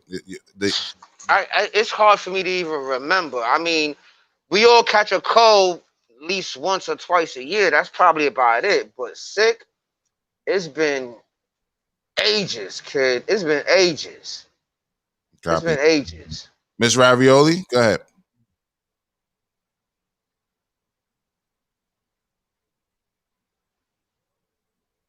Your mic is on Teddy Riley, MsRavioli. Okay. There you go. Go ahead. You can hear me now? Yes, we can hear you. Okay. So I have a question for Mr. Rockstar.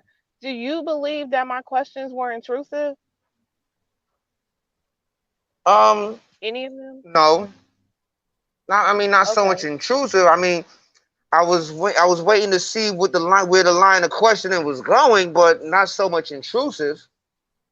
Maybe as Ms. Minnie has said earlier, that the questions were good, but maybe now wasn't the time for them. But no, I didn't see them as intrusive. Redemption says, does he need any assistance regarding necessities which could be mailed to him?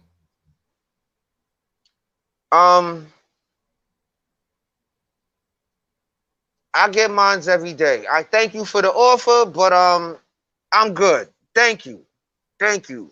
You know, I'm No, out here in the streets, you know, I got a little shelter that I go to out in East Flatbush. You know, even though I'm still technically homeless, I do have somewhat of a roof over my head, a place where I could go and lay down and that's that's be that's okay. that's where my guy works, right? Our mutual friend. Rod, yeah, that's where I met him at, over there at the shelter. Yeah, yeah, He yeah. ain't there no more. I don't know what happened to him, but that was my guy. Okay. Sky, good morning, Ranchers. Good morning, Sky. Salute. And my question for you is this. Is Yes, there sir. you talked about cocaine being not as or crack being not as strong and all that. Is there a moment in time or do you ever just think like I'm just gonna give this shit up after a while? You ever just want to give it up? I mean, I'm not a prophet. I don't claim to see into the future, you know. But as of right now, I can honestly say no. I don't see myself giving it up. I don't see myself wanting to give it up anytime soon. Mm-hmm. So you said the word want. So Mhm. it's a two-part question. I guess I'm gonna have to be the one to put you on the hot seat that I was expecting MsRavioli to do, right? You said the word Okay. want. Is crack cocaine a want or a need to you? Oh, it's definitely a one. It's definitely a one. You know, I got a lot of friends and stuff that say, "Yo, Drew, come on, man, I need a hit." I say, "Listen, man, fuck out of here with that. Don't never ever say that you need a hit, that you need to smoke, you need a blast. Fire for that. The only thing that I need is food and water. Mm-hmm. You know, that's it. I don't need money. I don't need drugs. I don't need none of that shit. This is these things, like I said, things that I want to do because I want to do them.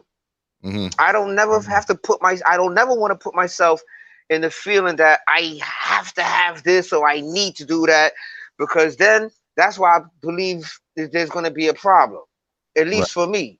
Because in my early days of using drugs, that's how I used to think. Dad, I need a hit. I need a blast. And that's when you start doing reckless shit. Yo, You know? you raise a good point. People do crazy shit out of desperation. You know what I'm saying? Like Yeah. desperation will get you fucked up every time. You know what I mean? So, All But the that time. translate past drugs. Like I don't drink coffee now because I never wanted to wake up in the morning and feel like I can't start my day unless I have a cup of Joe. And like I'm a light drinker, and it started because at night I didn't want to feel like I had a rough day at work, and you know, now I can only wind down if I have a glass of wine or whatever the case is. But what I'm just curious about is like, because we're all going to leave this earth one day.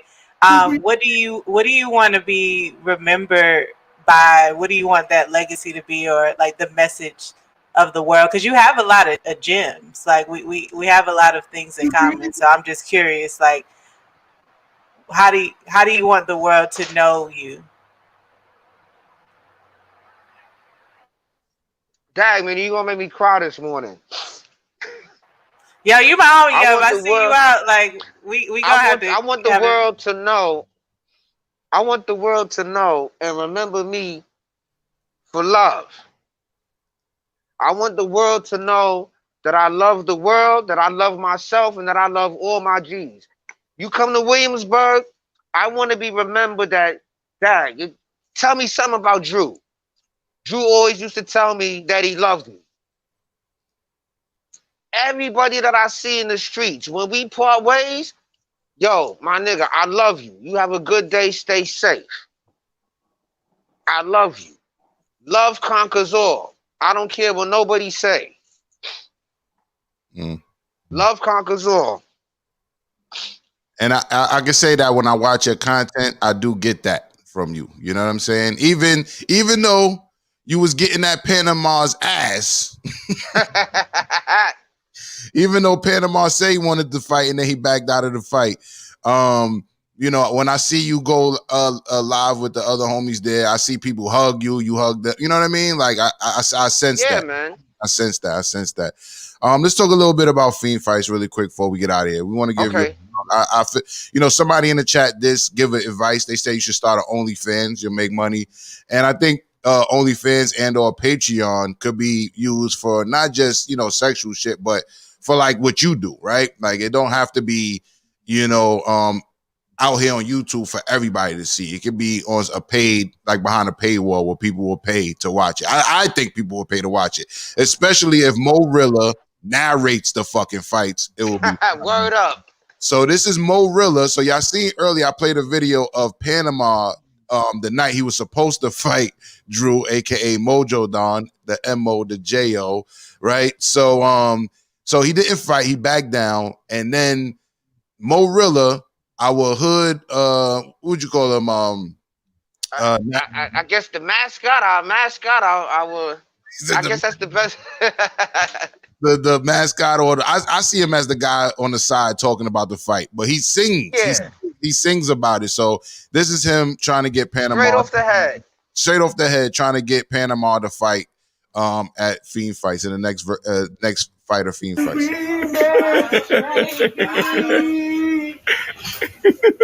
Why are you scared of Drew? Why you don't want to fight him? You disrespect your family. And let fucking Kyle You and them bitch ass niggas. disrespect your motherfucking wife. Them bitch ass niggas. Why you don't want to fight When I see him? them, You gonna smack the shit out of who? It's not even Drew. You've been running and hiding from Drew. He disrespected your world. Ain't that your girl? But you don't want to fight him. Could you? T-U-S-S-Y-I. And that was my brother. You understand what I'm saying? That was my brother Panama. But now he's scared of Drew. Some little dirty roach motherfucking nigga. Look at him. He's trying to find a way to get out of this one. But you can't. Cause you scared, baby. Chula, you scared of Juanpale Moreno. Ahí, mira. He's scared. He is scared. He got cocky coming out his culo. Let's get this right here. fuck Drew, fuck everybody, fuck everybody who the fuck want to come at me. My mom's in the hospital. I don't give a fuck about nobody. Let's get it, motherfucker. All right, so hold on. That's just part one, man. I kind of gotta play a little more, man. I gotta play a little more. So I might be fucking up the actual order of things, but after a little bit. Hey, tell them to go to my Instagram. They can see all of it on my Instagram. They definitely gonna fuck with your Instagram, but I definitely have to find. I definitely got to play a little bit more of this shit, man, while I got you here, man. But, so Mo-Rilla, right? Mo-Rilla, right? Tell us a little bit about your relationship, Mo-Rilla. That's the bro? That's the bro. That's the big homie. And that's like the big homie for real, for real. You get my drift. Right, but right. yeah, he's out here in the streets with us, you know. He's up in the Bushwick Project. Shout out to Stacker World Mo-Rilla. He's on the Instagram at StackerWorld_Morilla. Listen, you got snuff and you ain't doing nothing. Between me, Mo-Rilla, and Beans, that's the one that made us famous right there, or what made Mo-Rilla famous. But everybody see me and they sing the song. Yeah, you can play that one.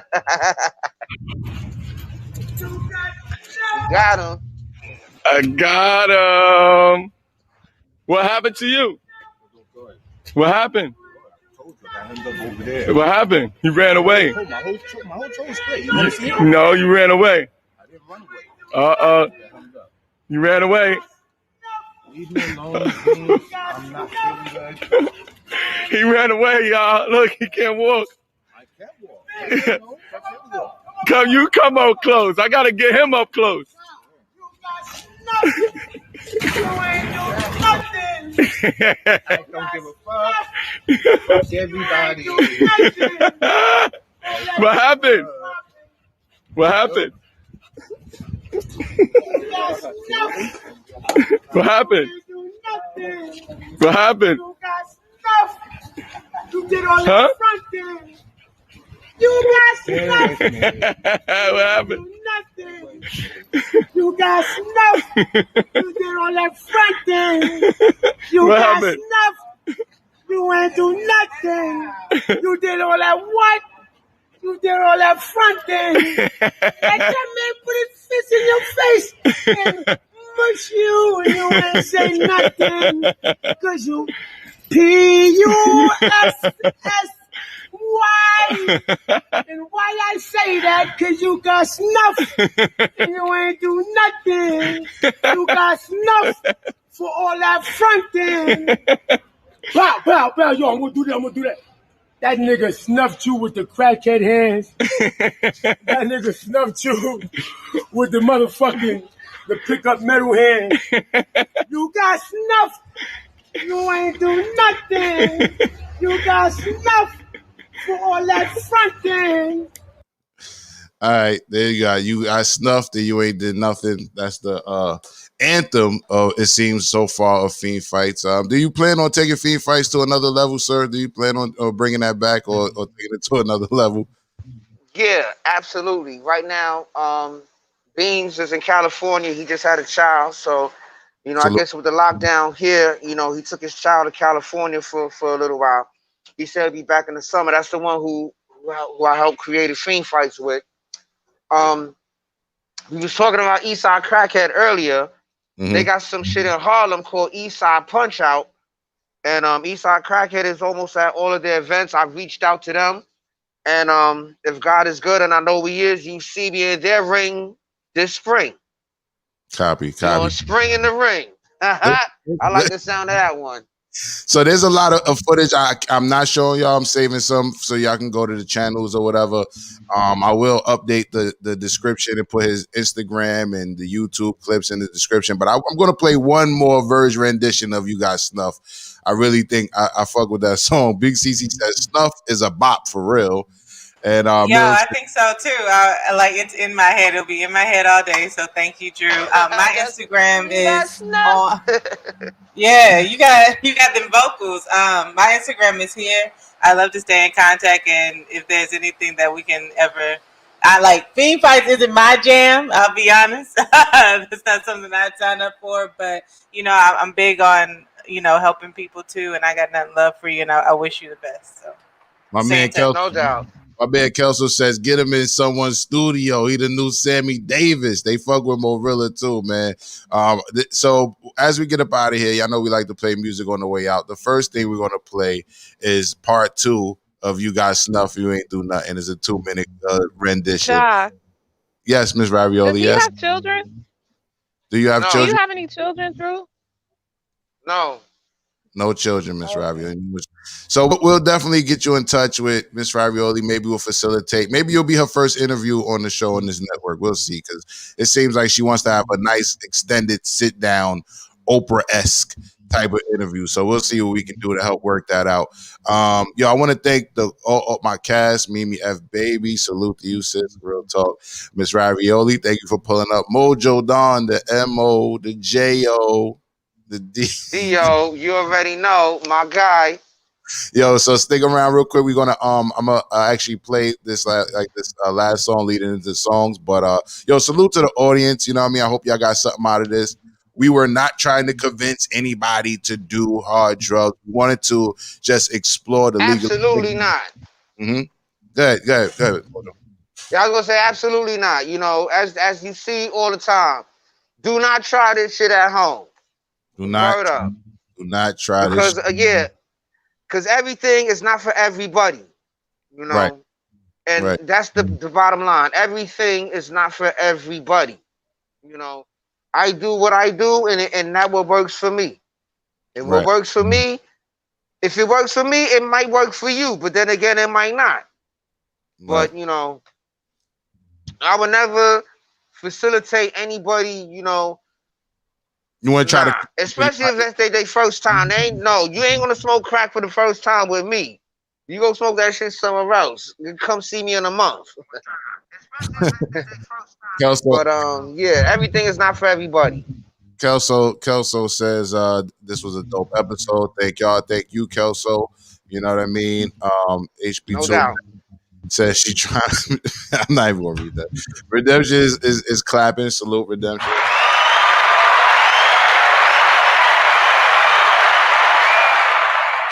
Kelso says, you never want to get beat up in front of that dude. And Sleazy Aki says, the pickup metal hands is hilarious. In facts, it was. So before we get into the tunes, you know what I mean? We're going to play He Got Snuff, He Ain't Do Nothing, the 2-minute version of the song. And yo, y'all already know what it is. This has been the Morning Rant.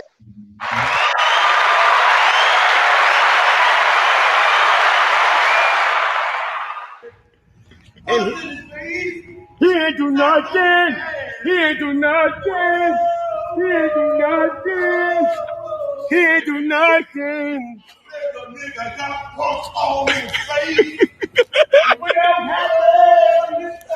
And what else happened? I'm not on his ass. Right on his ass. He ain't do nothing.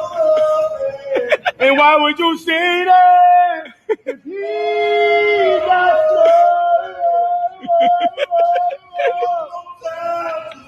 he got he got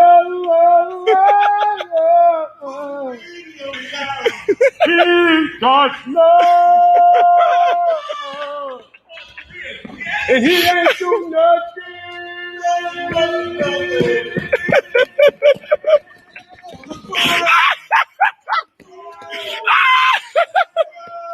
He ain't do nothing. Go ahead, my boy. Hit him with the preacher shit. Hit him with the preacher shit. He got snuff, and he ain't do nothing.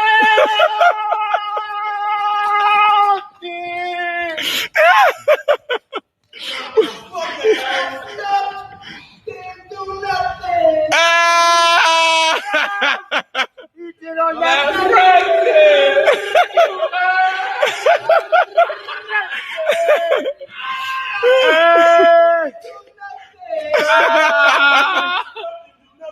He got nothing and do nothing. Nothing. Nothing.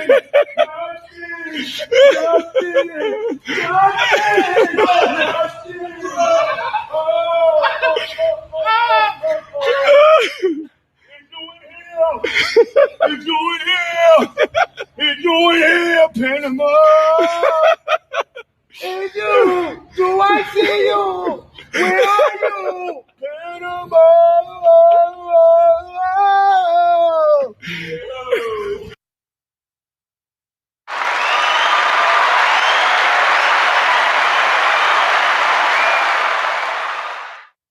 Fire, nigga. I'm on fire right now, fuck, nigga. I had the biggest comeback, nigga. Niggas thought it was over with for me, nigga. Y'all tried to count me out, nigga. I ain't forgot about that shit. Y'all niggas think I forgot, nigga. I ain't forgot about none of that shit. So I'm back with a chip on my fucking shoulder, nigga. Wrote this with my eyes closed, or rose in Moscato. Intuition, inner visions, flow from out the cosmos. Niggas ask me how I made it, I begin if I know.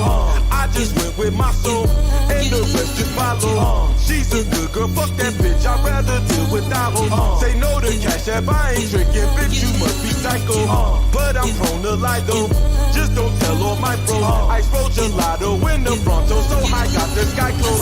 Damn, it's raining, grab my cane and pass my Prada poncho. The boots was leather with the tattoos, those the Randy Macho. Goggles, Ferragamo, condos big as Costco. I popped the rhino, then she swallowed like it's Mr. Sacco. Mirror, mirror, who's the illest? Please don't tell me I know. Mirror, mirror, who's the realest? Wait, don't tell me I know. Mirror, mirror, who's the rarest? Please don't tell me I know. Modern life like Rocco, but I still pray to Shango. Mirror, mirror, who's the illest? Please don't tell me I know. Mirror, mirror, who's the realest? Wait, don't tell me I know. Mirror, mirror, who's the rarest? Please don't tell me I know. I devour my goals, and that's word to Gaucho. Rebel, outlaw, reckless, vato, ghetto, desperado. Aim the Draco, eating tacos, take your breath like tacos. Adjacent to Van Gogh, I'm chasing my shadow. The pain is the shackle, embrace it for battle. In the gym for 7 weeks, I feel like Boris Kojo. I'm in Cujo with a new hoe, sober watching Kuso. With my old hoe, I forgot I fuck my hoes in duos. Football throws in 2 holes, loopholes out with pool holes. That piece of coupon for designer, Gucci coat was 2-tone. School old Paris, fucking know Delilah, put that on my tombstone. Mirror, mirror, who's the illest? Please don't tell me I know. Mirror, mirror, who's the realest? Wait, don't tell me I know. Mirror, mirror, who's the rarest? Please don't tell me I know. I devour my ghost, and that's worth the gauchos.